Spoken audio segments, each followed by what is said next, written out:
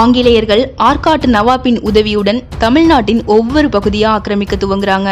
அது மட்டும் இல்லாமல் நாட்டை ஆளும் அரசர்களிடமும் வரி கட்ட சொல்லி வற்புறுத்தி வந்த நிலையில்தான் முத்துவடுகநாதர் மட்டும் வரி செலுத்த மறுக்கிறாரு. இதனால ஆத்திரமடைந்த முகமது அலி மன்னர் முத்துவடுகநாதருக்கு ஒரு கடிதம் எழுதி அனுப்புகிறார். அந்த கடிதத்தில் வரி கட்ட மறுத்த பூலி தேவரை இந்த நாட்டை விட்டே துரத்தினதை அறிவீர்கள் அல்லவா? சிவகங்கை சீமையை தாங்கள் ஆள வேண்டும் என்றால் உடனடியாக ஆங்கிலேயர்களுக்கு வரி கட்டுங்கள் என்று எழுதப்பட்டிருந்தது. இதை படித்த மறு கணமே கொதித்தெழுந்தார் முத்துவடுகநாதர்.